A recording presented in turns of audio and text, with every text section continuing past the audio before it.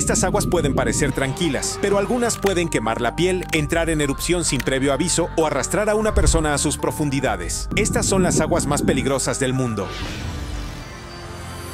A primera vista, el lago Natron parece sacado de una película de ciencia ficción. Su superficie rojo sangre brilla bajo el sol del este de África, extendiéndose por un paisaje surrealista cerca de la frontera con Kenia. Pero este lago no solo tiene un color inusual, sino que es uno de los cuerpos de agua más inhóspitos de la Tierra. Si te acercas demasiado, entrarás en una zona que parece una señal de prohibición de paso. La naturaleza mortal del agua se debe a su extrema alcalinidad. Con un pH que puede alcanzar casi 10,5, es más cáustico que el amoníaco. Esto se debe a que el lago se alimenta de aguas termales ricas en minerales y carece de desagüe, lo que permite la acumulación de carbonato de sodio y otras sustancias químicas. Para muchos animales, esto convierte el lago en una trampa química. Las aves que calculan mal su aterrizaje quedan atrapadas en el abrazo mortal del agua. Con el tiempo, sus cuerpos se conservan de forma inquietante, calcificados como estatuas por el contenido alcalino del lago. No es que los convierta exactamente en piedra, pero el resultado es igual de inquietante. A pesar de su aire de película de terror, el lago Natron está lejos de estar inerte. Una especie se ha adaptado a esta zona hostil, el flamenco enano. Estas aves se reproducen por decenas de miles en la corteza salada, atraídas por el aislamiento del lago y la protección contra los depredadores. Sus patas han evolucionado para soportar las sales ardientes y prosperan donde otras perecen. Este contraste, muerte para algunos, santuario para otros, hace que el lago sea aún más extraño. El color rojo proviene de microorganismos que aman las condiciones extremas. Los halófilos prosperan aquí, tiñendo el agua con pigmentos que cambian del carmesí al óxido según la estación. Es una vista que no se olvida. Desde arriba, el lago parece un charco de metal fundido derramado sobre la tierra.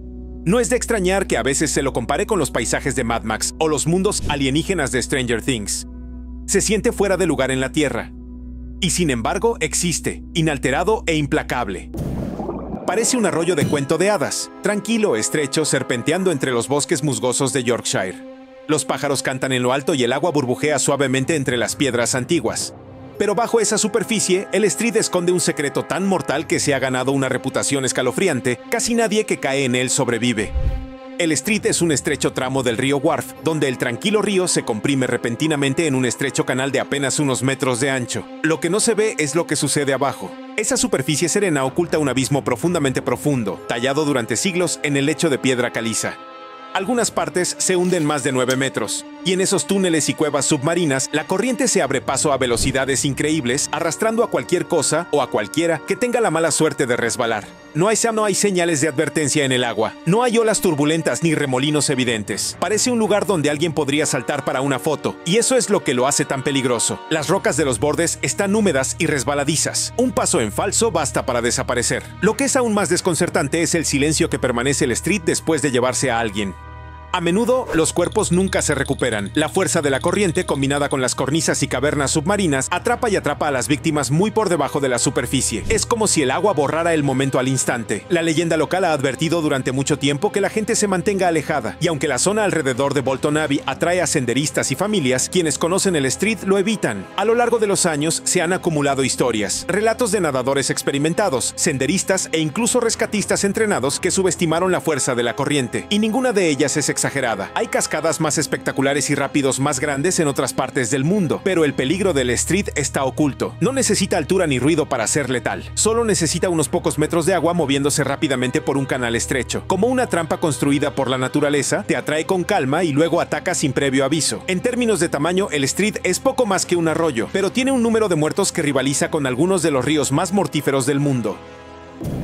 En una soleada tarde texana, el pozo de Jacob parece un paraíso. Aguas cristalinas brotan de un agujero en la piedra caliza, rodeado de acantilados naturales y vegetación. Es un lugar predilecto para nadar, fresco, refrescante y fotogénico, pero bajo la superficie, este manantial esconde uno de los sistemas de cuevas más peligrosos de Norteamérica. El pozo en sí es un pozo vertical de más de 9 metros de profundidad. Desde allí, se ramifica en una red de pasadizos estrechos y sinuosos. Los buceadores que se adentran en estos túneles sumergidos se encuentran sorteando curvas ciegas, estrechos y desniveles repentinos. La visibilidad es alta al principio, tan nítida que da una falsa sensación de seguridad. Pero esa claridad no dura. Con los años, el pozo de Jacob se ha vuelto infame en el mundo del buceo. Incluso buceadores de cuevas experimentados han cometido errores de cálculo. Algunos se pierden en el laberinto de pasadizos. Otros quedan atrapados cuando el limo les nubla la visión y les bloquea la salida. Hay casos documentados de buceadores que entran con los tanques de aire llenos y nunca vuelven a la superficie. El manantial expulsa miles de litros de agua por minuto, lo que lo hace tan atractivo como peligroso. Puedes sentir la corriente como un suave empujón cerca de la superficie, pero abajo en las estrechas cuevas puede aplastar a una persona contra la roca o desorientarla en un instante. Es fácil equivocarse de camino y perderse. Las autoridades han intentado bloquear algunos de los pasajes más profundos. Hay señales de advertencia. Pero para algunos, la emoción del descubrimiento aún los atrae. La reputación del pozo solo aumenta el desafío. A lo largo de los años, se le ha llamado hermoso, misterioso y mortal. A pesar de todo, el Pozo de Jacob continúa atrayendo visitantes. Los nadadores saltan desde las cornisas de piedra caliza sin darse cuenta del sistema de cuevas justo debajo de sus pies. En la superficie es una tranquila piscina natural. Debajo es un laberinto que se ha cobrado más de una vida. Es un recordatorio de que la belleza y el peligro a menudo viven uno al lado del otro, y en el Pozo de Jacob están a solo unos metros de distancia. El río Amazonas es un mundo aparte, casi 6.400 kilómetros de tortuosos y fangosos ríos que atraviesan el corazón de Sudamérica. Pero el peligro aquí no ruge ni se desata. Espera en silencio, justo bajo la superficie. En estas aguas, la vida prospera de maneras que parecen sacadas de una película de terror. Hay algunas que definitivamente no querrás ver. Por ejemplo, la piraña. Es el residente más infame del Amazonas, con dientes afilados como cuchillas y una fuerza de mordida que rivaliza con la de depredadores mucho más grandes. Estos peces no se andan con rodeos. No son enjambres descerebrados que desgarran espinas en segundos como en las viejas películas de terror, sino cazadores en grupo y en las condiciones adecuadas, bajos niveles de agua, escasez de alimento, pueden volverse feroces. Los pescadores saben que deben mantener las manos alejadas del agua al limpiar una captura. Luego está el candirú, un pez parásito tan pequeño que parece inofensivo, pero es conocido por nadar en aberturas donde no debería, atraído por fluidos corporales. Las leyendas locales lo hacen parecer una historia de terror, y algunos casos médicos reales demuestran que esas leyendas no son solo mitos. El Amazonas también es el hogar de anguilas eléctricas que pueden dar sacudidas lo suficientemente fuertes como para dejar inconsciente a una persona. Y si eso sucede en medio del río, la corriente se impone. Sin mencionar los caimanes, las enormes anacondas e incluso las mantarrayas de agua dulce con púas venenosas que han tomado a la gente por sorpresa en aguas poco profundas. Lo que hace al Amazonas tan peligroso no es un monstruo en particular, sino su gran concentración. Este sistema fluvial es uno de los más biodiversos del planeta, y gran parte de esa vida está armada con dientes, veneno o músculo. Incluso las plantas pueden ser una amenaza. Juncos afilados, arbustos urticantes y raíces ocultas listas para hacer tropezar a los desprevenidos. El Amazonas parece fangoso y tranquilo en la superficie, pero esa superficie es una mentira. Debajo hay un ecosistema al que no le importa cuán curioso o cauteloso seas. Es una zona de supervivencia y tú no estás en la cima de la cadena alimentaria. Visto desde arriba, el gran agujero azul de Belice es impresionante. Un círculo perfecto de azul profundo tallado en las aguas turquesas poco profundas del Caribe. Parece tranquilo, hipnótico, casi mágico. Pero abajo es algo muy diferente. Un abismo vertical que ha atraído a muchos buceadores, pero no a todos. El agujero azul tiene más de 120 metros de profundidad y más de 300 metros de ancho. Es una caverna submarina derrumbada, creada durante la última edad de hielo, y ahora es uno de los sitios de buceo más famosos del mundo. Pero mientras que los primeros 30 metros son un sueño, aguas cristalinas y una vibrante vida marina, en las profundidades más bajas es donde los riesgos se multiplican rápidamente. A medida que desciendes, la luz se desvanece y la temperatura baja. A unos 40 metros de profundidad pasas por una cortina de gas de sulfuro de hidrógeno. Parece una nube borrosa bajo el agua. Debajo de eso casi no hay oxígeno. Eso significa que no hay vida, ni apoyo de compañeros de buceo, ni margen de error. La narcosis por nitrógeno se instala rápidamente a estas profundidades, nublando el juicio y las habilidades motoras.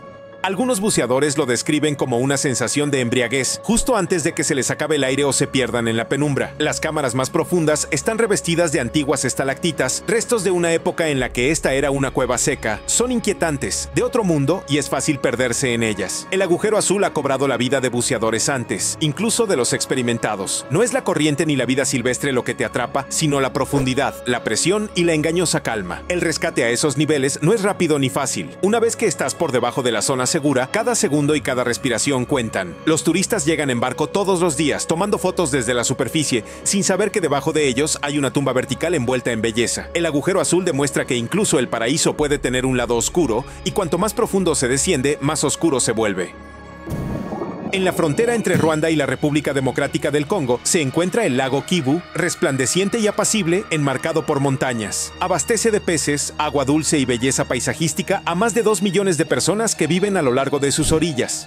Pero la mayoría de ellos viven junto a algo mucho más peligroso, uno de los lagos más mortíferos del mundo.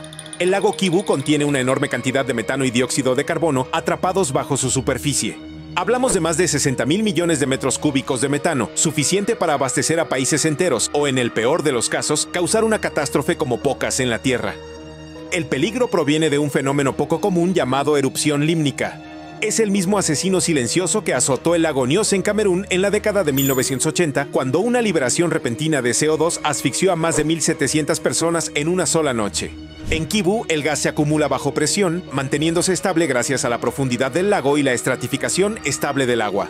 Pero si ese equilibrio se ve alterado por un terremoto, actividad volcánica o incluso lluvias torrenciales, podría desencadenar una erupción de gas que enviaría una densa nube de gas sofocante sobre las ciudades circundantes.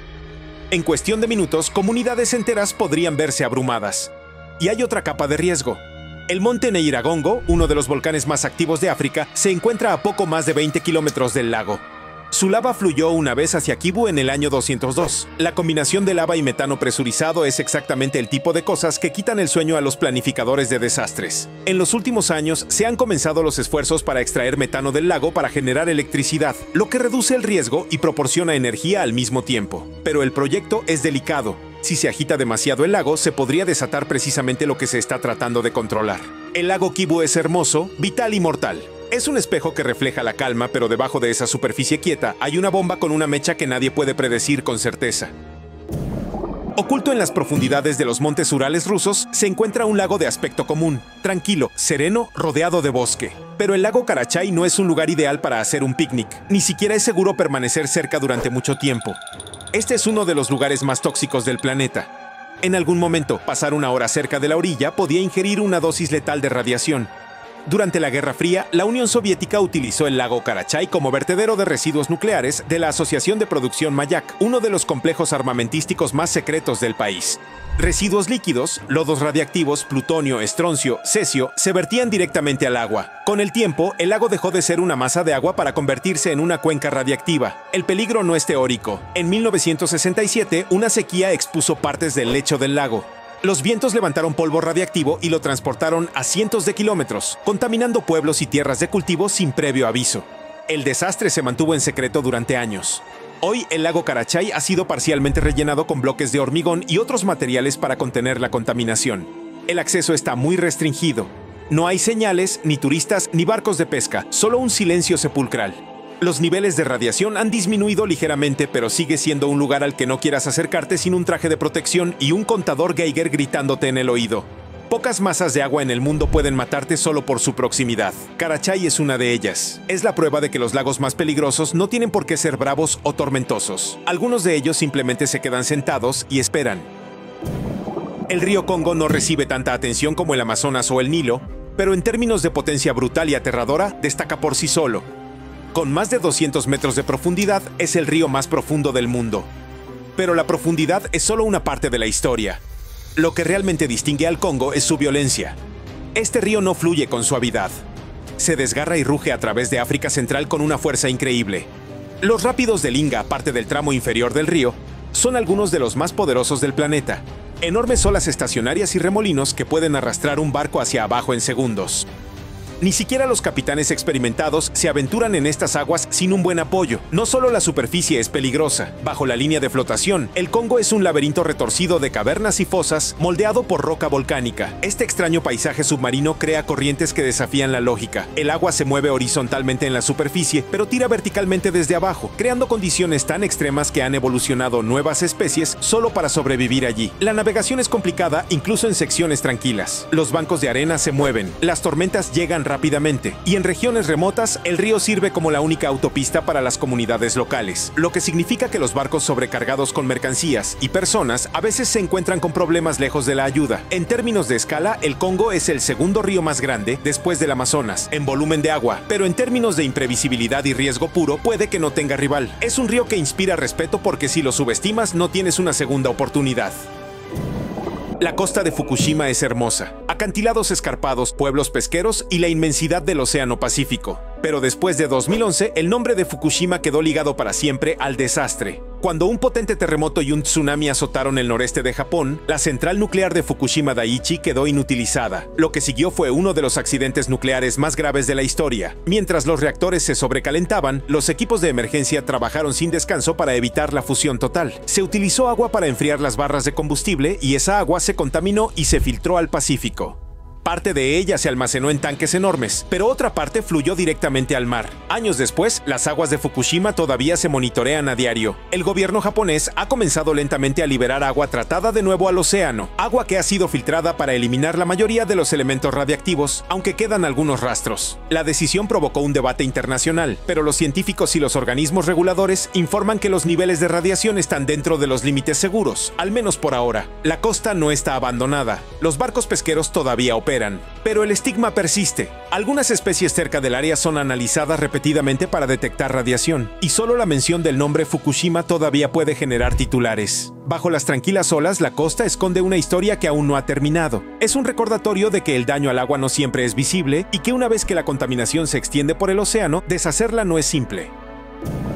Al sureste de Japón se encuentra una franja oceánica conocida como el Mar del Diablo, o ya saben, el Triángulo del Dragón. Durante siglos, los marineros han susurrado sobre esta extensión de agua. Barcos desaparecen, aviones desaparecen del radar, luces extrañas aparecen en el cielo. ¿Les suena familiar? Es porque este lugar a menudo se compara con el Triángulo de las Bermudas. Entonces, ¿qué hace que el Mar del Diablo sea tan misterioso? Bueno, para empezar, es geológicamente inestable. La zona se encuentra cerca de varios límites tectónicos, lo que significa que los terremotos y la actividad volcánica submarina son, sinceramente, bastante frecuentes. Las erupciones submarinas han creado nuevas islas de la nada y luego las han devorado. Una de ellas, Myojin-sho, entró en erupción y destruyó un buque de investigación en la década de 1950, llevándose consigo a toda la tripulación. La navegación aquí es complicada. Se han reportado interferencias magnéticas y bancos de niebla repentinos o tormentas violentas pueden pillar desprevenidos incluso a los barcos modernos. En la antigüedad, los pescadores se negaban rotundamente a entrar en ciertas partes del mar, convencidos de que estaba maldito. Incluso el gobierno japonés, en un momento dado, declaró la región como peligrosa para la navegación. Los científicos explican la mayoría de los misterios aquí con causas naturales, actividad sísmica, olas gigantes, filtraciones de gas metano, pero no todo se ha explicado por completo, y por eso perdura la leyenda del Mar del Diablo. Es un lugar donde la lógica se dobla lo suficiente como para dejar espacio a las preguntas. Ya sean temblores en las profundidades marinas o algo que aún no entendemos, el Mar del Diablo continúa siendo inquietante. Es un recordatorio de que el océano aún tiene lugares donde los mapas terminan y comienza el misterio. En las profundidades del Parque Nacional Volcán Poás de Costa Rica se encuentra un lago de cráter que, sinceramente, parece sereno desde la distancia, como un espejo que refleja las nubes. Pero al acercarse, la ilusión de calma se rompe por completo. Esta es la Laguna Caliente, y su nombre, bueno, no es una exageración. Con niveles de acidez cercanos a los del ácido de batería y ráfagas de vapor que huelen a metal quemado, es fácilmente uno de los entornos acuáticos más hostiles de la Tierra. El lago se encuentra en la cima del volcán Poás y cambia constantemente de color, verde pálido, azul lechoso, incluso un blanco inquietante, según las emisiones de gases y el contenido mineral. Su pH suele caer por debajo de 1.2. Esto significa que puede corroer el metal y quemar la piel. Cuando el volcán está activo, los gases de azufre ascienden desde los respiraderos alrededor del lago y se mezclan con el vapor de agua, creando lluvia ácida que quema el paisaje cercano. Los árboles se marchitan, las rocas se derriten. El equipo de protección es, honestamente, obligatorio para cualquiera que se acerque demasiado. Lo que hace que la Laguna Caliente sea especialmente peligrosa no es solo su agua, sino su impredecible naturaleza. El lago puede entrar en ebullición repentina durante las erupciones, enviando rocío ácido al cielo. A menudo está cerrado a los visitantes, no porque esté inactivo, sino porque siempre es demasiado inestable. Incluso la dirección del viento puede determinar si el aire cerca del lago es respirable o no. En 1986, un asesino silencioso surgió de las profundidades del lago Nyos y arrasó los valles de Camerún. La gente se acostó esa noche sin saber que estaba respirando sus últimos momentos. El lago parecía normal, tranquilo, cristalino, rodeado de acantilados volcánicos. Pero bajo él se gestaba un peligro invisible. El lago Nyos se asienta sobre una bolsa de magma que libera lentamente dióxido de carbono al agua. En condiciones normales, ese gas permanece atrapado bajo presión en las capas profundas. Pero esa noche, algo desencadenó una liberación masiva, posiblemente un deslizamiento de tierra o un cambio repentino de temperatura. En un momento aterrador, más de 1.200.000 toneladas de CO2 brotaron del lago como una botella de refresco agitada, desplazando el aire y creando una nube que descendió silenciosa y letal. No era humo ni fuego, era un gas más pesado que el aire que asfixió al ganado. la fauna silvestre y pueblos enteros en silencio. Los supervivientes describieron cómo al despertar encontraron todo a su alrededor sin vida. Desde entonces, los científicos han trabajado para prevenir otro desastre. Un sistema especial de desgasificación ayuda a liberar el gas en cantidades controladas. Pero Nios aún se considera inestable. La pared del cráter muestra signos de erosión y, si alguna vez se derrumba, podría provocar un nuevo desastre o algo peor. Caminar por la densa y verde naturaleza del Parque Nacional Morne Trois Pitons de Dominica se siente como adentrarse en un mundo perdido. Y entonces lo encuentras, un lago humeante de color gris azulado, burbujeando como un caldero de brujas. Este es el lago hirviente y está lleno de vida. A diferencia de las aguas termales o los géiseres, no se trata solo de agua tibia, sino de una chimenea volcánica inundada. El lago alcanza temperaturas de hasta 90 grados Celsius cerca de los bordes, y el centro puede estar hirviendo más allá del punto de medición. En días sin viento, toda la zona se llena de vapor denso, obstruyendo la vista y llenando el aire de azufre.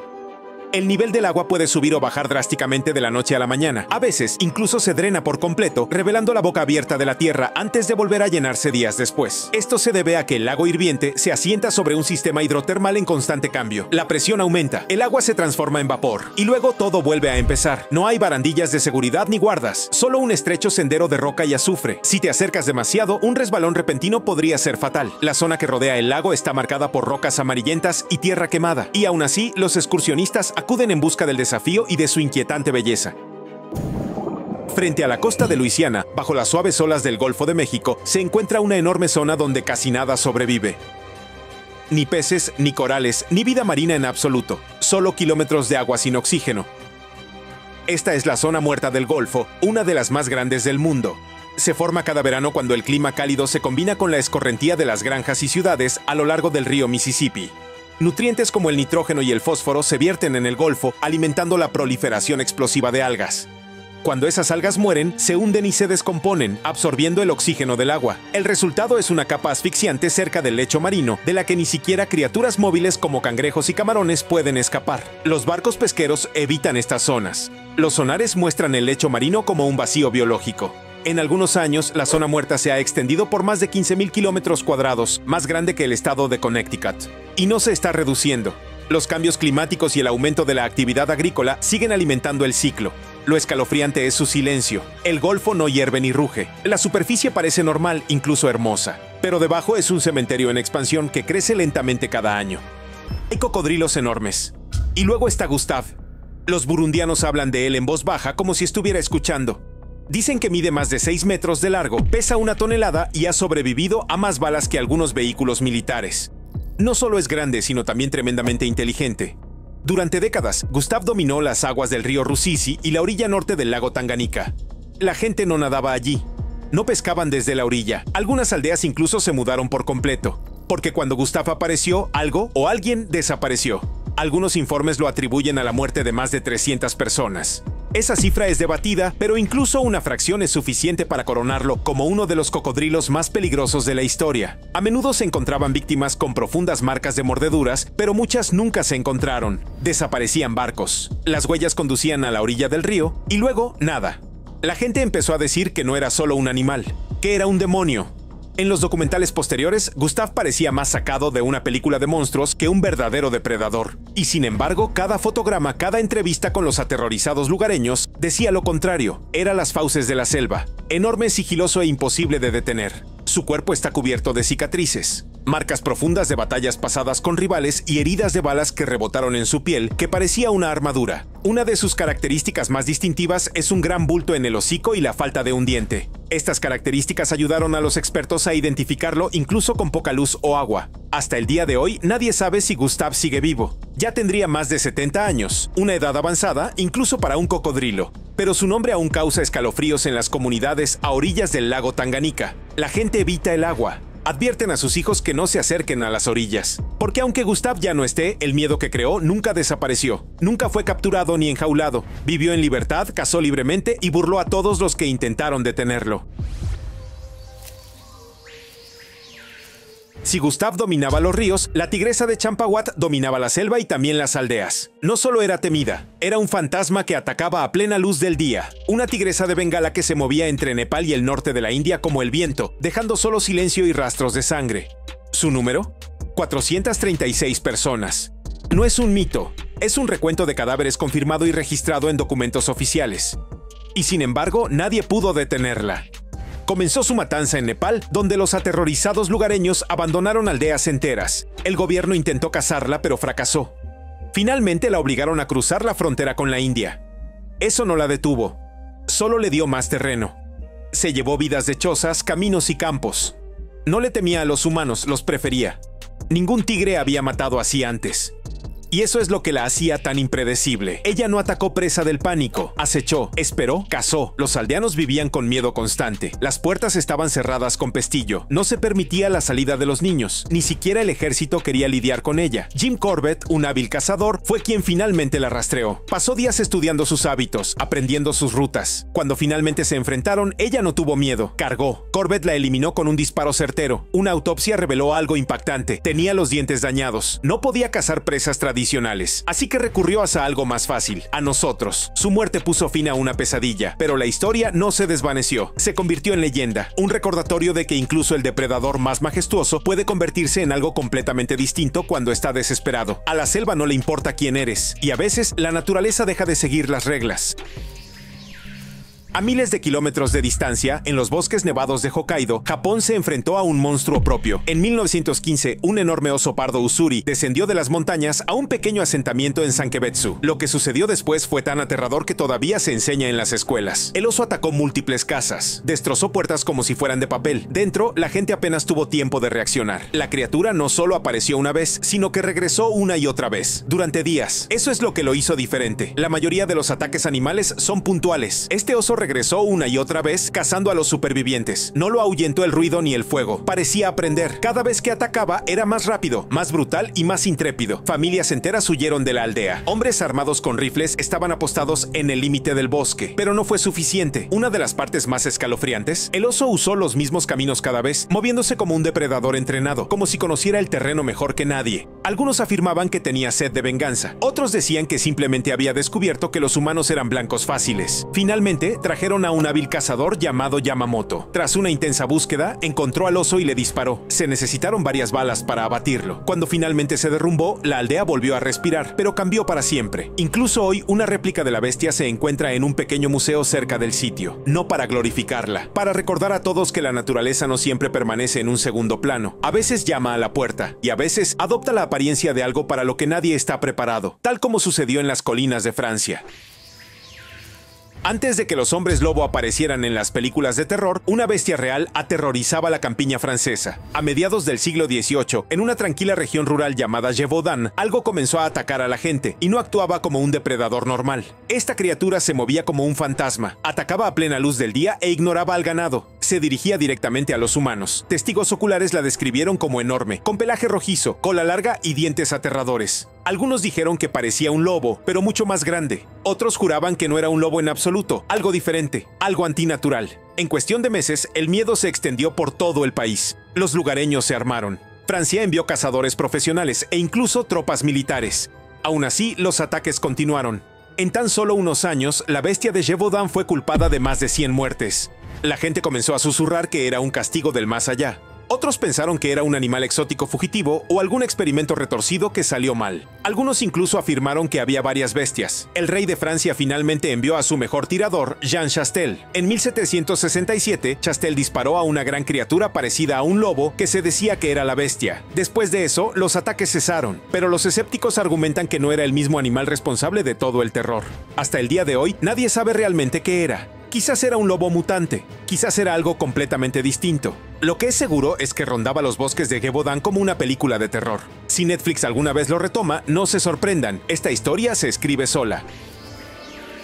Ahora avancemos rápidamente al calor del verano de 1916, la costa de Jersey. Las playas están abarrotadas y bajo las olas, una pesadilla se dirige hacia la costa. En el transcurso de solo 12 días, una serie de ataques de tiburones sacudió Nueva Jersey como una escena sacada de Tiburón. Excepto que esto fue real y sucedió décadas antes de que la película existiera. Comenzó en Beach Haven, donde un nadador desapareció en aguas poco profundas. Luego otro ataque en Spring Lake. El pánico se extendió rápidamente, pero la parte que realmente conmocionó a todos, el tiburón no se detuvo en la playa. Nadó hacia Matawan Creek, un estrecho y fangoso canal a kilómetros del océano, y atacó a 3 personas en una tarde. Fue entonces cuando el miedo se convirtió en histeria total. La gente evitaba el agua. Hombres armados se alineaban en las orillas. Los periódicos de todo el país lo llamaron el susto del tiburón. Finalmente, un gran tiburón blanco de 2,5 metros fue capturado en la bahía de Raritan por un pescador local. Dentro de su estómago había restos. Muchos creían que era el mismo tiburón responsable de los ataques. Si fue el único aún se debate hoy en día, pero acabó con el terror. Estos ataques cambiaron por completo la percepción de los tiburones. Antes de 1916, la mayoría pensaba que los tiburones no eran peligrosos. Ese mito se desmoronó rápidamente. Incluso los científicos tuvieron que replantearse todo lo que creían sobre los tiburones y su comportamiento. Los ataques de 1916 inspiraron a Peter Benchley a escribir Tiburón, que se convirtió en el éxito de taquilla de Spielberg, que hizo que toda una generación se lo pensara 2 veces antes de nadar en el océano. Y aunque la mayoría de los tiburones hoy en día no representan una amenaza para los humanos, el recuerdo de aquellos 12 días aún perdura como una sombra bajo las olas. Así que la próxima vez que camines por una orilla tranquila, recuerda, a veces el peligro no ruge, a veces nada en silencio, justo debajo de tus pies. En el tranquilo pueblo de Bunawan, Filipinas, algo enorme acechaba bajo las aguas turbias. La gente murmuraba sobre ganado desaparecido, y luego sobre la desaparición de un pescador. Los aldeanos estaban asustados, y con razón. Algo poderoso estaba ahí fuera, y no estaba de paso. Ese algo resultó ser Lolong, un cocodrilo de agua salada tan enorme que batió récords mundiales. Cuando finalmente fue capturado en el año 2011, la escala lo decía todo. Más de 6 metros de largo y más de 1.040 kilogramos de peso. Era del tamaño de un bote pequeño, con mandíbulas lo suficientemente fuertes como para aplastar a cualquier persona que se acercara demasiado. Capturarlo no fue fácil. Se necesitaron semanas de rastreo, decenas de hombres y cables de acero diseñados para sujetar camiones. Lo llamaron Lolong en honor a uno de los cazadores de cocodrilos locales que ayudó en la misión y lamentablemente falleció antes de presenciar la captura. Se creía que Lolong estaba detrás de varios ataques en la zona, incluyendo la desaparición de una niña y un pescador. Aunque nunca se confirmaron las cifras exactas, su tamaño por sí solo bastaba para explicar el miedo. Los aldeanos convirtieron al enorme reptil en una atracción turística, construyendo un recinto especial e invitando al mundo a ver al monstruo que una vez dominó su río. Pero el cautiverio no siempre funciona bien para los gigantes salvajes. Apenas 2 años después de ser capturado, Lolong murió de neumonía e insuficiencia orgánica. Su muerte desató un gran debate. ¿Deberían capturarse estas criaturas? ¿O deberían dejarse que dominen sus aguas? Incluso ahora, la idea de ver a Lolong deslizándose silenciosamente por el agua da escalofríos, porque no era solo un gran cocodrilo. Era la prueba de que algunos monstruos son reales y no viven en nuestra imaginación. Viven en los ríos que no nos atrevemos a cruzar. Parecía majestuoso, elegante en el agua, uno de los favoritos del público. Pero detrás de la belleza en blanco y negro de Tilikum se escondía una historia más oscura de lo que nadie esperaba. Tilikum era la orca más grande en cautiverio, con un peso de alrededor de 5.400 kilogramos. Actuó en SeaWorld, saltando por los aires y salpicando las primeras filas. Los niños vitorearon, las familias tomaron fotos. Pero Tilikum no nació para el escenario. Fue sacado de la naturaleza frente a la costa de Islandia cuando era solo un cachorro. Y el cautiverio lo cambió. Con el tiempo, su comportamiento se volvió más impredecible. Los entrenadores lo notaron, pero los espectáculos continuaron, hasta que llegó la tragedia. Tilikum estuvo involucrado en la muerte de 3 personas a lo largo de sus años en cautiverio. El incidente más publicitado ocurrió durante una actuación en vivo cuando un entrenador veterano fue arrastrado bajo el agua. El incidente sacudió al mundo y expuso una verdad que muchos no habían visto antes. Un documental desveló lo que significaba la vida en cautiverio para animales como Tilikum. Tanques diminutos, aislamiento, estrés. Las orcas son increíblemente sociables e inteligentes, y mantener una aislada de su entorno natural puede generar algo impredecible y peligroso. La historia de Tilikum lo cambió todo. La opinión pública cambió, las protestas aumentaron. SeaWorld enfrentó batallas legales y finalmente retiró por completo los espectáculos de orcas. Para cuando Tilikum falleció en 2017, se había convertido en un símbolo, no solo del peligro, sino del costo de tratar a los depredadores salvajes como si fueran espectáculos de circo. Su historia hizo que el mundo reflexionara sobre cómo tratamos a la naturaleza y nos recordó que el océano no es un parque de juegos, es un mundo con reglas que apenas entendemos. En 1898, ingenieros británicos construían un puente ferroviario sobre el río Tsavo, en lo que hoy es Kenia. Se suponía que sería un símbolo de progreso, una vía férrea que conectara la costa con el interior. Pero en cambio, se convirtió en un rastro de terror, porque de la alta hierba africana surgieron 2 leones como ningún otro que el mundo hubiera visto. No rugían, No cazaban como los demás, acechaban en silencio. Por la noche, se colaban en los campamentos de trabajadores, sacaban a los hombres de sus tiendas y desaparecían en la oscuridad. Los trabajadores huyeron, la construcción se detuvo, el Imperio Británico, conocido por su disciplina y orden, quedó repentinamente a merced de dos depredadores. Estos leones no eran normales. Para empezar, no tenían melena, lo que los hacía aún más aterradores a la luz de la luna. Y no mataban para sobrevivir, cazaban con una concentración inquietante. En el transcurso de 9 meses, decenas de trabajadores desaparecieron. Algunos dicen que fueron 30, otros afirman que más de 100. El número exacto sigue siendo objeto de debate. Lo que no se debate es el miedo que crearon. El teniente coronel John Henry Patterson, responsable del ferrocarril, lo convirtió en algo personal. Pasó semanas colocando trampas, construyendo escondites y desvelándose. Se convirtió en un juego de ingenio mortal. Finalmente, disparó a ambos leones tras varios intentos fallidos y una huida por los pelos. Cuando finalmente los eliminó, sus cuerpos eran enormes, con el estómago, según se dice, lleno de restos. Posteriormente, los leones fueron disecados y ahora se exhiben en el Museo Field de Chicago. Frente a ellos, es difícil imaginar que estas criaturas silenciosas e inmóviles alguna vez obstaculizaran el gran proyecto de un imperio, pero lo hicieron. En los pantanos turbios de Alabama y Florida hay una leyenda que se niega a morir. ¿Su nombre? Tom el de 2 dedos. Y sí, realmente solo tenía 2 dedos en una pata gracias a una vieja trampa para osos que le destrozó el resto. Pero lo que realmente hizo famoso a Tom no fue su cojera. Las historias locales de los años 20 hablan de un caimán tan grande, tan astuto y tan agresivo que aterrorizó pueblos enteros. El ganado desapareció, los perros desaparecieron. Luego, la gente también empezó a desaparecer. Los pantanos susurraban su nombre. Dejaba enormes huellas cerca del agua y desaparecía antes de que nadie pudiera verlo. Cuando lo veían, juraban que medía al menos 4 metros de largo, con sus brillantes ojos rojos y todo. Los granjeros lo intentaron todo: rifles, dinamita, incluso cacerías de caimanes a toda velocidad.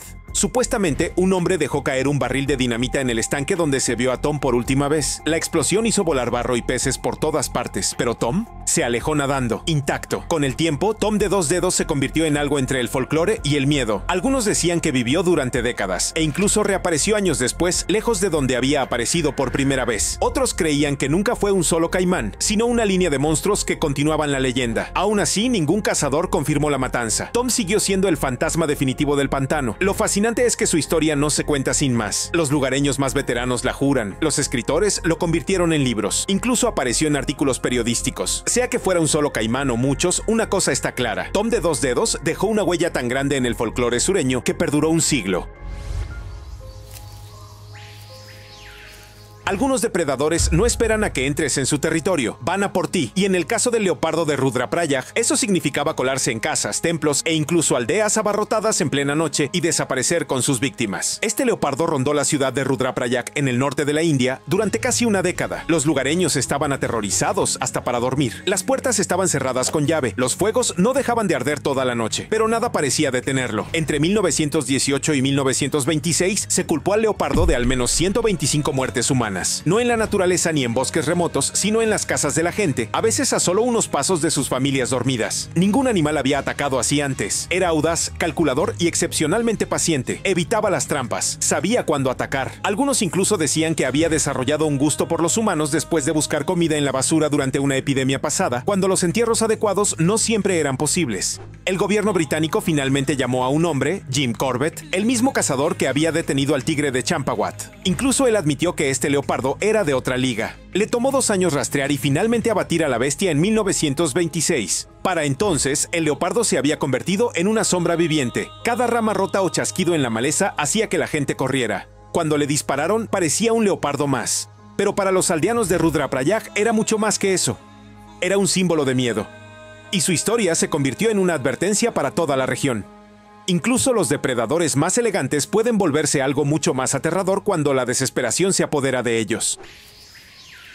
Las colinas de Nilgiri, en el sur de la India, albergan plantaciones de té, densos bosques y escarpados barrancos. También son el hogar de tigres. La mayoría son reservados, evitando a los humanos. Pero en la década de 1950, uno no lo hizo. Esta joven tigresa comenzó a atacar a la gente cerca de los bosques de Segur y rápidamente se ganó la reputación de ser uno de los felinos más letales de la región. No se escondió, observó. Los aldeanos dijeron haberla visto justo al otro lado de la línea de árboles, inmóvil como una estatua, esperando. En cuestión de semanas, la culparon informaron de 5 muertes. Lo que la hacía particularmente peligrosa era su calma. Nada de embestidas frenéticas, nada de caos. Acechaba como si estuviera hecha para ello. Los ataques siempre seguían un patrón. Alguien salía de casa a buscar leña o a revisar el ganado y nunca regresaba. Los grupos de búsqueda encontraron marcas de arrastre, huellas de patas y nada más. Su confianza sacudió incluso a los rastreadores más experimentados. La búsqueda para detenerla fue liderada por Kenneth Anderson, uno de los cazadores y autores más famosos de la India. Sus escritos posteriores describieron a la tigresa como una figura poderosa pero trágica, probablemente herida en algún momento, incapaz de cazar a su presa natural. Esa lesión puede haberla llevado a los humanos. Es un hilo conductor común con los devoradores de hombres. No nacen asesinos de personas, se ven obligados a hacerlo. Anderson finalmente la localizó después de días de seguir su rastro a través de terreno peligroso. No fue una muerte limpia, fue un final merecido para un capítulo que había paralizado a toda una región.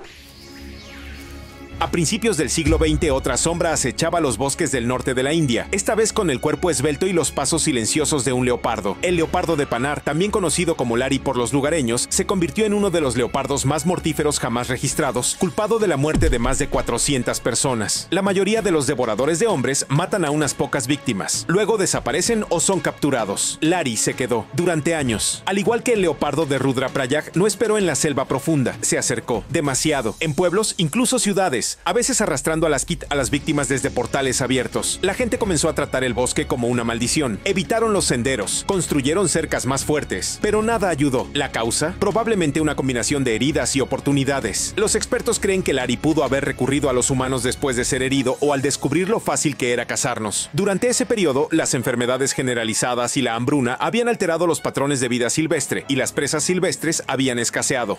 Ese desequilibrio dio a los depredadores una razón para cambiar su enfoque.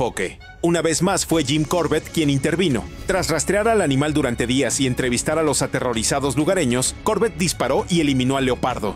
En sus escritos posteriores, describió a Lari no como un ser maligno, sino como una víctima de ecosistemas dañados.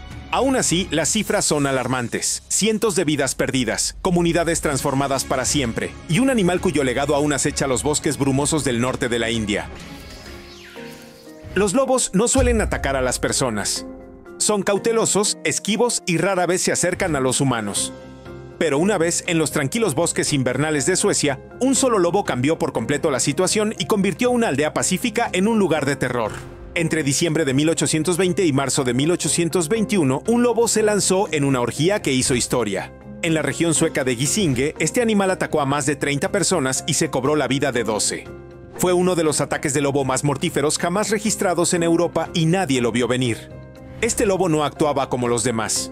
No se escabullía por los límites de las granjas ni arrebataba ganado. Se adentraba directamente en territorio humano, en caminos, patios, incluso cerca de las puertas de entrada. Los lugareños estaban atónitos. No se trataba de una manada, sino de un depredador decidido. El motivo de su comportamiento era tan inquietante como los ataques. Los registros sugieren que este lobo fue criado en cautiverio durante parte de su vida, probablemente como parte de un intento fallido de domesticar animales salvajes. Una vez que escapaba o era liberado, no temía a las personas. Para él, los humanos no eran amenazas, sino objetivos. El pánico se apoderó de la campiña. Las autoridades llamaron a los cazadores y se realizaron intensos esfuerzos de búsqueda. Los ataques continuaron hasta que finalmente se localizó al lobo y se le disparó. Pero el daño ya estaba hecho. Gisinge nunca volvería a ser el mismo. Se llamaba Topsy y su historia es legendaria y trágica a la vez. Era una elefanta asiática que había pasado la mayor parte de su vida actuando en circos. Maltratada, incomprendida y llevada al límite. A principios del siglo XX, Topsy acaparó titulares no por una actuación, sino por el final de su historia. Topsy se había hecho famosa por su agresividad. Pero al observarla con más atención, la realidad se aclara. Había sido maltratada por sus cuidadores y obligada a realizar trucos en entornos caóticos y estresantes. Un día, finalmente estalló, tras ser provocada una vez más. Su destino estaba sellado no por ser salvaje, sino porque se defendió. Sus dueños querían deshacerse de ella, pero en lugar de hacerlo en silencio, presenciaron un espectáculo. En 1903 organizaron una ejecución pública en Coney Island, y para hacerlo aún más impactante, eligieron la electricidad. Las imágenes aún existen. Es difícil de ver. Un animal enorme, antaño lleno de fuerza y brío, abatido no por la naturaleza, sino por las personas. La historia de Topsy no se trata de venganza ni agresión. Se trata de consecuencias. De lo que sucede cuando los animales salvajes son sacados de su mundo y arrojados a uno en el que nunca debieron estar. Hoy se la recuerda como un símbolo, una advertencia sobre la explotación. y un capítulo doloroso en la larga y compleja historia entre humanos y animales. Hemos visto cocodrilos demasiado inteligentes para ser atrapados, tigres con pasos silenciosos y tiburones que cambiaron la vida en la playa para siempre. Pero a veces, el animal más peligroso no es el que caza en la naturaleza, es el que se deja llevar demasiado. Estas criaturas no eran villanas, eran sobrevivientes. Y sus historias nos recuerdan que incluso en los rincones más salvajes de la Tierra, la naturaleza nunca olvida. Hay un punto en Yosemite donde el granito simplemente deja de fingir ser amigable. Ese es Half Dome. Desde abajo parece imposible, como una ola de piedra lisa congelada en medio de una colisión. Pero entonces ves los cables, delgados, metálicos, apenas visibles a la distancia. Se extienden rectos por la parte posterior de la roca como una columna vertebral hecha para temerarios. Esto no es una escalera pulida tallada en la montaña. Son postes de metal martillados en la roca con dos cuerdas que corren entre ellos, y tablones de madera cada pocos metros para sujetar tus piernas temblorosas. La gente lo llama una caminata, pero seamos honestos, es una escalada a toda velocidad. Comienzas bajo, caminando por el frondoso bosque de Yosemite. Esa parte está bien, te dejas llevar por la idea de que esto no será tan malo. Luego viene el subdomo, escalones de granito brutalmente empinados tallados a mano, lo suficiente como para hacer que la mayoría de la gente se dé la vuelta. Pero si sigues adelante, comienza la verdadera prueba, los cables, directamente hacia arriba, casi 120 metros de roca lisa en un ángulo de 45 grados, sin nada debajo de ti excepto aire abierto y consecuencias. La pendiente es tan resbaladiza que es como intentar subir por una encimera de cocina inclinada. ¿Y con lluvia? Olvídalo. Ni siquiera los guardabosques lo endulzan. Date la vuelta a menos que las condiciones sean perfectas. No hay arnés de seguridad a menos que traigas el tuyo. Solo tu agarre, tus zapatos y tus nervios. Y el viento. Oh, el viento allá arriba tiene personalidad. No te empuja suavemente, te pone a prueba. Los excursionistas se congelan a mitad de camino atrapados entre el miedo y la altura. Otros avanzan con fuerza, una tabla a la vez, apretando los cables con los nudillos blancos como si fuera una pelea contra un jefe final en un juego de supervivencia. Y sin embargo, atrae a miles, cada año. ¿Por qué? Porque la vista desde la cima se siente como algo que verías en un video musical de Coldplay, puro, irreal, infinito. Las nubes se mueven debajo de ti. El resto de Yosemite se extiende como un mapa pintado. Es hermoso, pero no te equivoques, se lo merece. No caminas por Half Dome, sobrevives. En lo alto de los acantilados neblinosos de Hangyaye, la atracción más reciente de China parece sacada de una película de acción. La escalera del cielo, una pasarela de acero de 168 metros de largo, conecta dos imponentes acantilados a una vertiginosa altura de 1500 metros. No se trata de un paseo panorámico, es una experiencia que te llena todo el cuerpo. Construida en la ladera de la montaña, la escalera utiliza un sistema de escalada tipo vía ferrata con puntos de apoyo metálicos y pasamanos atornillados a la roca. No solo estás caminando, estás suspendido, expuesto al viento, a la altitud y al silencio de estar a kilómetros de altura. Con cada paso, recuerdas que lo único que te separa del aire libre es un estrecho sendero de acero y un arnés sujeto a un cable. La estructura tiene un ligero balanceo, justo el suficiente para que te lo imagines. Se dice que más de 1200 visitantes la escalan a diario, lo que la convierte en una de las escaladas de gran altitud más populares del país. Y para aquellos lo suficientemente valientes como para completar la aventura de 3 horas, la recompensa no es solo la vista, sino la sensación de haber hecho algo que la mayoría de la gente no se atrevería a intentar. ¿El costo? Unos $80. La experiencia, invaluable si los nervios lo aguantan. Los guías acompañan a los escaladores durante todo el recorrido, asegurándose de que se sigan las normas de seguridad. Aún así, esta escalera no es para soñadores ni para quienes tienen miedo a las alturas. Está diseñada para quienes desean sentir la fuerza de la gravedad en sus botas mientras su corazón late fuerte contra el cielo. Esta es la escalera del cielo. No es una atracción de parque temático. No es una simulación. Una escalera real en el cielo y uno de los desafíos verticales más salvajes del mundo. La escalera del Rey de Aragón no se encuentra por casualidad. Está excavada en un acantilado vertical de piedra caliza en el extremo sur de Córcega, en la ciudad fortaleza de Bonifacio. Desde el mar, parece una grieta natural en la roca. De cerca, son 187 escalones afilados como cuchillas que zigzaguean por un acantilado tan empinado que parece la muralla de una fortaleza. ¿Y adivina qué? Según la leyenda, fue excavada de la noche a la mañana, por soldados, con herramientas manuales, durante una invasión. Probablemente no fue así, pero con solo mirar las escaleras, uno empieza a pensar, sí, quizá estaban tan desesperados como para intentarlo. El descenso es brutalmente empinado, con un ángulo de unos 45 grados, y cada escalón parece medido para cabras, no para humanos. Hay una fina barandilla de cuerda que ayuda a agarrarse a la pared, pero cuando arrecia el viento marino, no parece suficiente. Estás atrapado entre la piedra irregular y la gota turquesa del Mediterráneo, y el único camino es hacia abajo. ¿Y las vistas? Increíbles. Tienes el agua resplandeciente a un lado y las antiguas murallas de Bonifacio alzándose detrás. Es hermoso, pero no puedes dejar que eso te distraiga. Las escaleras se vuelven resbaladizas cuando están mojadas y la piedra caliza se ha desgastado durante siglos hasta convertirse en una pendiente resbaladiza hacia la perdición. Cada pocos pasos miras hacia arriba y te das cuenta de que has llegado demasiado lejos para rendirte, pero volver atrás podría ser aún peor. Técnicamente la escalera conduce a un pozo de agua dulce que antaño abastecía a toda la fortaleza. Así que sí, había una razón práctica para excavar una escalera vertical en un acantilado, pero ahora es un desafío turístico, uno que es en parte historia, en parte ejercicio, en parte prueba de miedo. Y si le tienes miedo a las alturas, este lugar no es para ti. Recorrer la escalera del rey de Aragón es como entrar en un mito medieval, solo que tú eres quien cuelga sobre el mar. Es afilada, estrecha, antigua y absolutamente inolvidable. Eso sí, no mires hacia abajo demasiado tiempo. La llaman la caminata más peligrosa del mundo y honestamente puede que tengan razón. El Monte Hua en China no solo es alto, sino también despiadado. Cerca de la cima de esta montaña sagrada en la provincia de Shanxi hay una sección que parece un desafío. Un sendero de tablones de madera atornillado a la pared vertical de un acantilado. No tallado junto al acantilado, sino sobre él. Es estrecho con el ancho justo para un pie a la vez.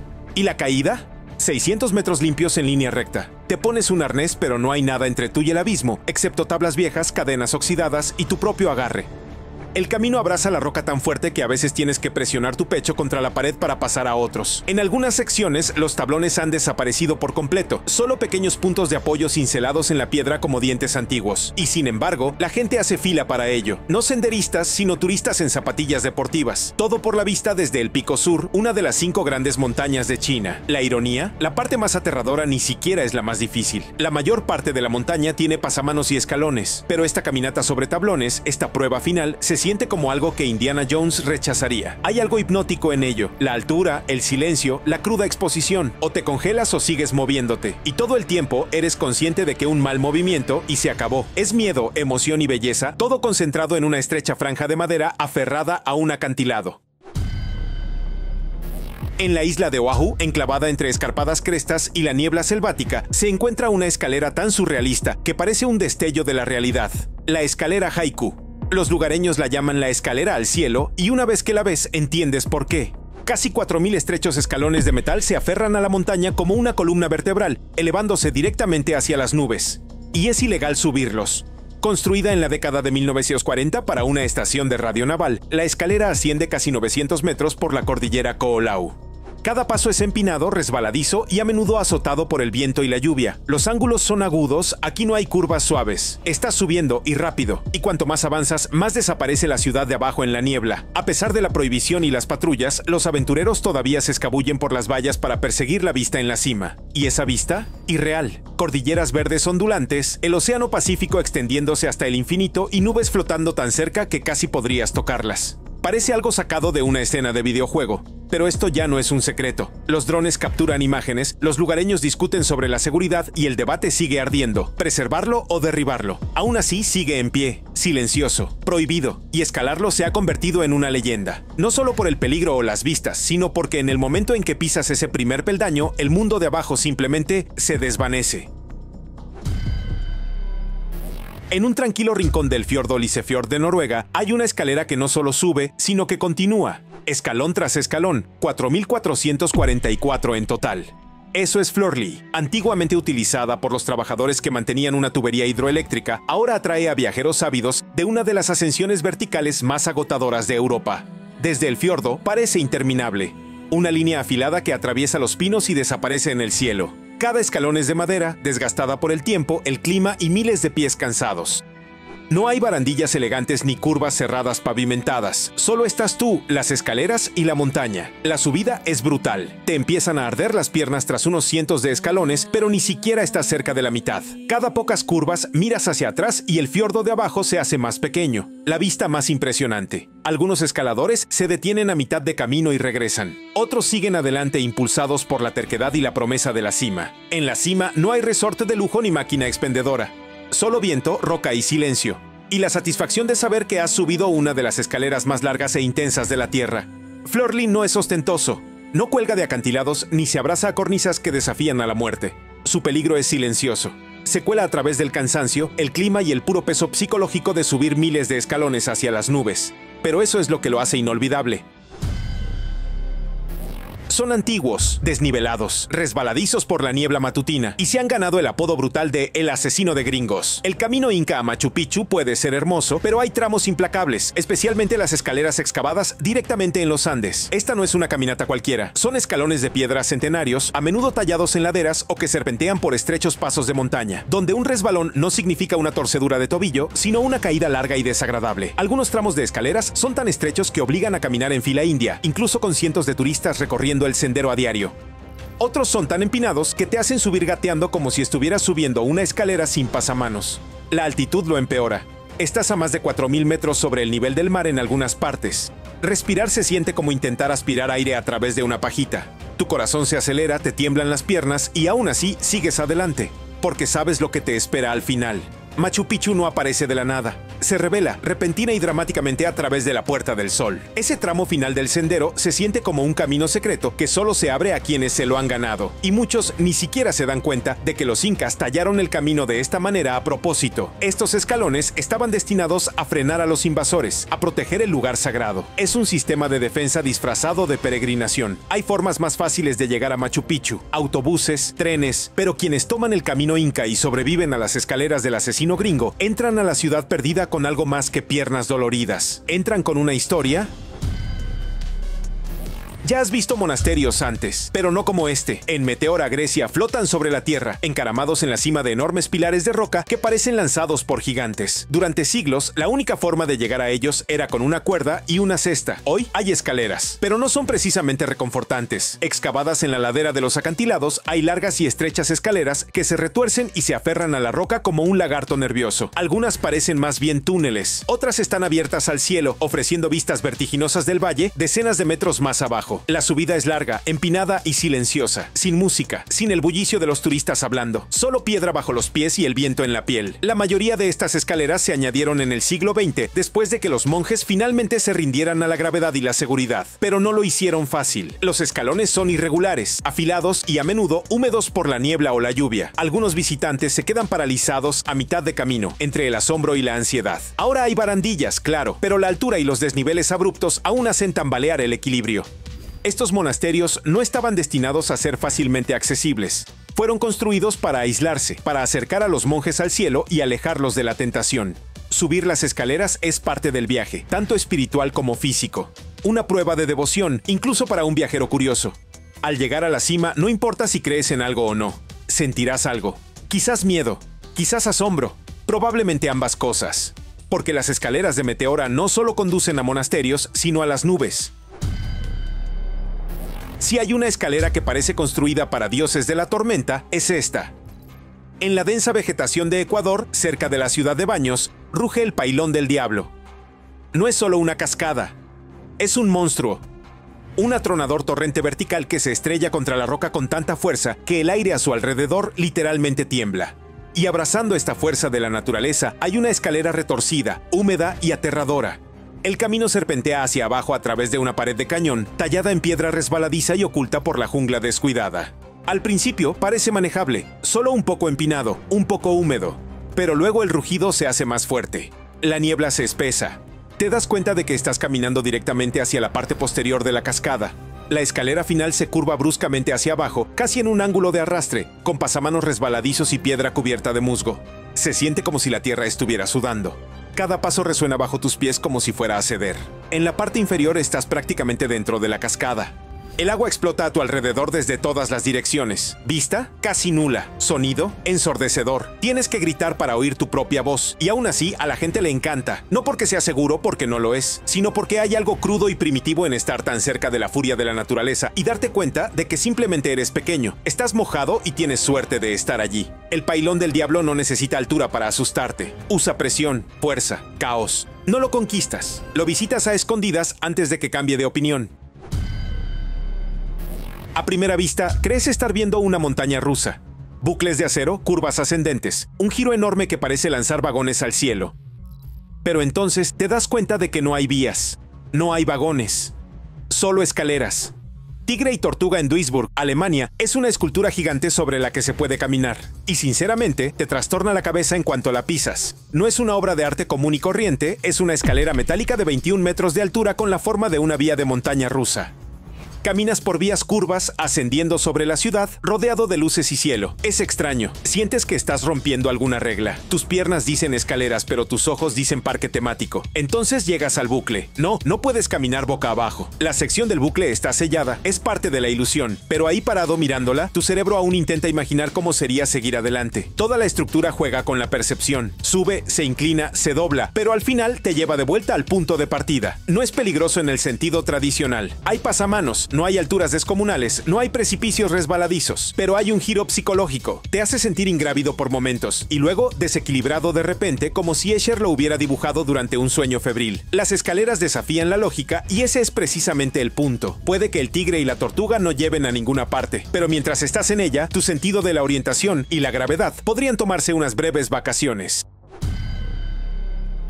Bienvenidos a una de las escaladas más surrealistas de Europa, donde escaleras metálicas, estrechas escaleras de piedra y escarpados acantilados se funden en un sendero que se pierde entre las nubes. Esta es la ruta entre Pico do Arieiro y Pico Ruivo, en la isla de Madeira, y no es solo una caminata, es un desafío a gran altitud a través de una niebla cambiante y una exposición brutal. Desde el primer paso, el terreno desciende abruptamente. Pasamanos de hierro bordean los estrechos senderos, pero transmiten una sensación más simbólica que segura.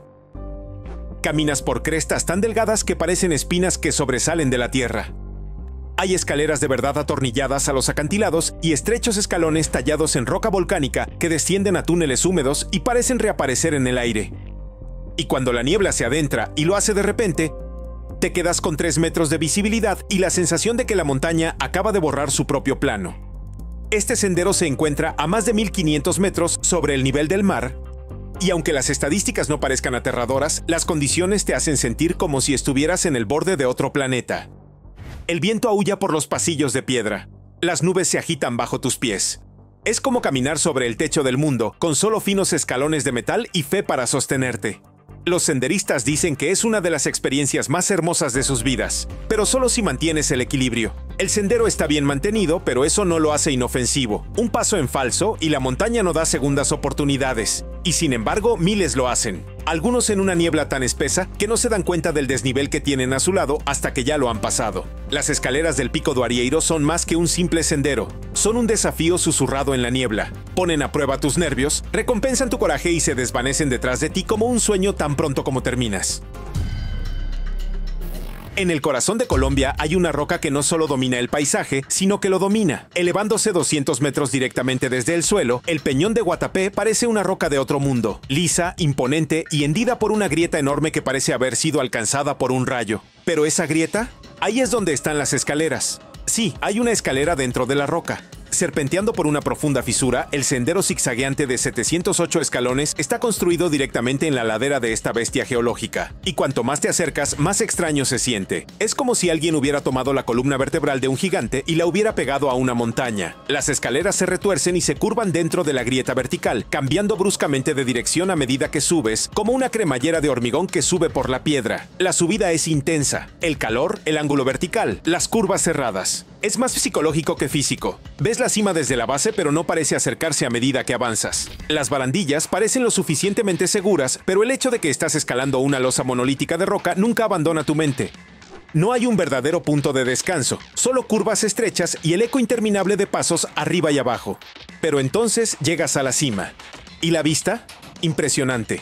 Un mosaico surrealista de lagos Esmeralda e Islas Verdes se extiende en todas direcciones, como si alguien hubiera dejado caer piezas de un rompecabezas en la selva. Incluso hay un bar y un mirador en la cima, como si la montaña quisiera decir, felicidades, ahora relájate. El Peñón de Guatapé es más que una roca. Es una invitación vertical a conquistar lo imposible. Las escaleras no solo conducen a una vista, sino a uno de los monumentos naturales más emblemáticos y extraños de Colombia, tallado y conquistado paso a paso.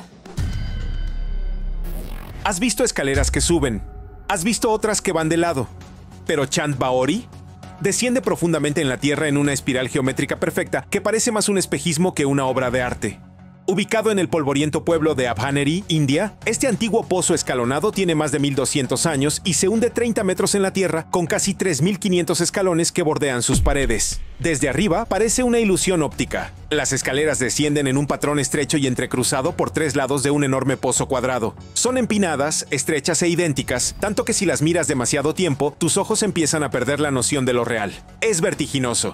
Incluso bajar unos pocos niveles te hace sentir como si hubieras entrado en un antiguo laberinto de videojuegos. Originalmente construido para recolectar agua de lluvia y proporcionar acceso a agua fresca durante todo el año en el calor del desierto, Chand Baori era a la vez práctico y sagrado. Los lugareños lo utilizaban para escapar del brutal sol. Las temperaturas en el fondo pueden ser 10 grados más frías que en la superficie.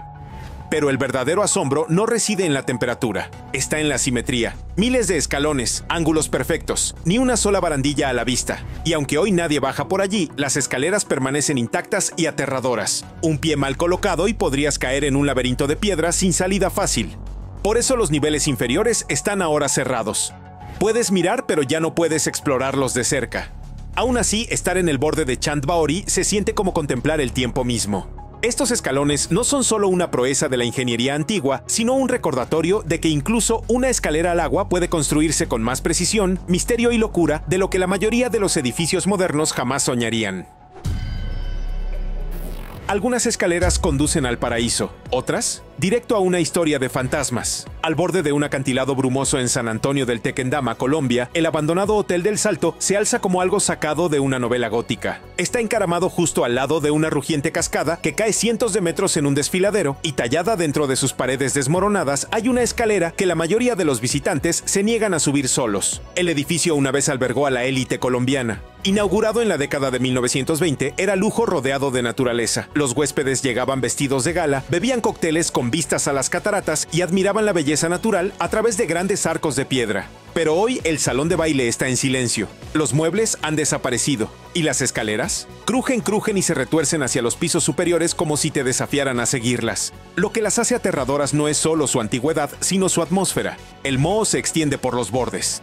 El papel tapiz se despega en láminas, y cada paso que das se siente más pesado que el anterior. Algunos dicen que puedes escuchar susurros por la noche. Otros juran que las sombras se mueven en el rabillo del ojo justo cuando llegas al rellano superior. No es de extrañar que los lugareños hayan empezado a llamarlo embrujado. Las historias giran en torno al lugar. La gente dice que la cascada atrae almas perdidas, que el edificio nunca quiso ser un hotel, que todavía se aferra a algo. Lo creas o no, no se puede negar que las escaleras se sienten extrañas. No malditas exactamente, sino como si recordaran algo que no está del todo bien. Desde entonces, el hotel se ha convertido en un museo, sus historias de fantasmas suavizadas para las visitas públicas. Pero si subes esas escaleras lentamente, a última hora de la tarde, con la niebla entrando sigilosamente y el sonido de las cataratas retumbando cerca, lo sentirás. Esa sensación de que esto no es solo una subida, es un pasaje a través de un eco olvidado de algo que nunca se fue. Eso es todo. ¿Qué escalera te dio más miedo? Escríbenos en los comentarios y no olvides ver nuestros otros videos.